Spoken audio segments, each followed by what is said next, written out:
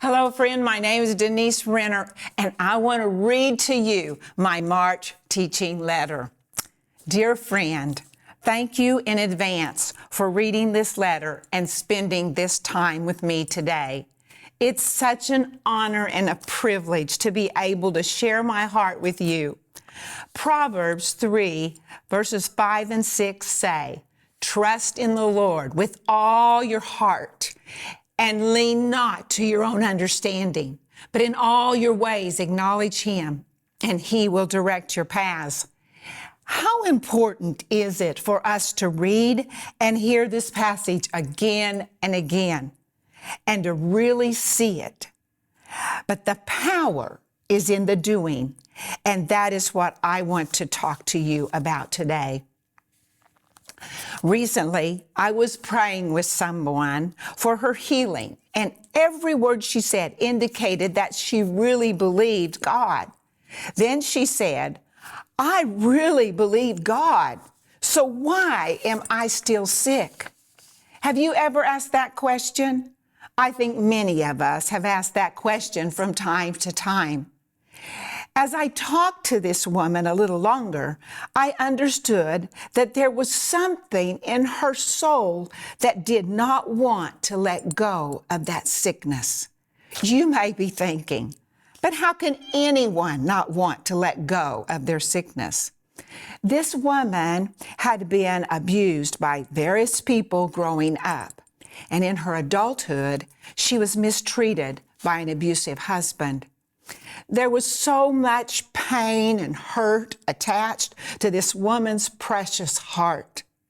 Through all this abuse, she tried to be strong and to save herself, and it had become ingrained in her as a lifestyle to try to save herself.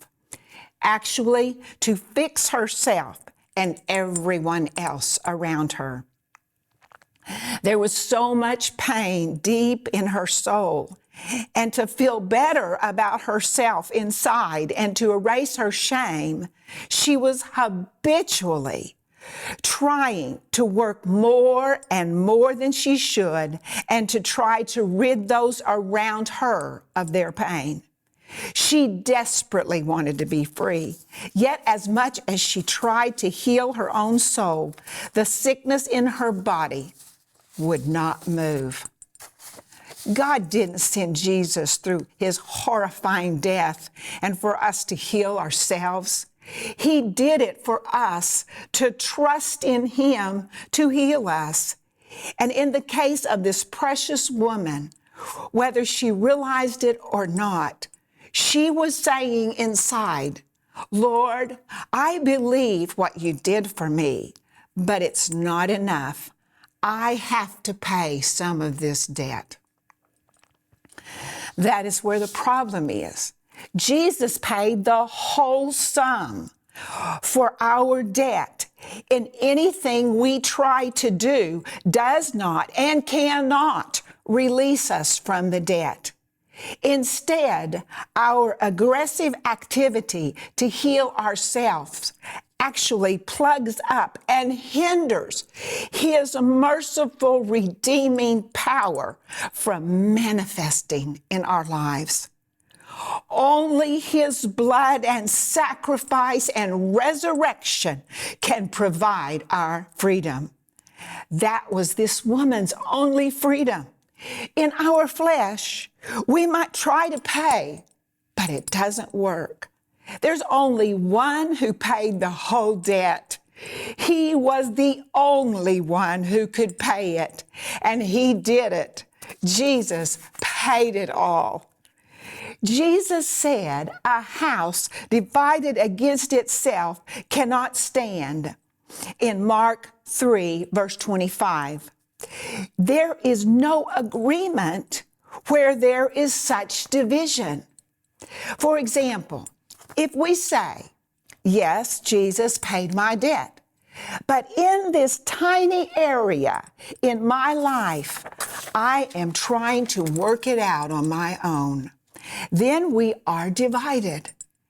If we're trying to work on ourselves in our own strength, we are leaning on our own power, but our total power and freedom are in what Jesus did, not in what we can do. And if we want to see the victory, we have to wholeheartedly believe and agree with what he did for us and then receive his power. Friend, it is so important that you see that as a believer, you did not start this salvation that's flowing through your spirit, and you are not the one who's going to finish it. Hebrews 12:2 says, looking unto Jesus, the author and the finisher of our faith. So you see, he started it, and he, by his power, will be the one to finish it.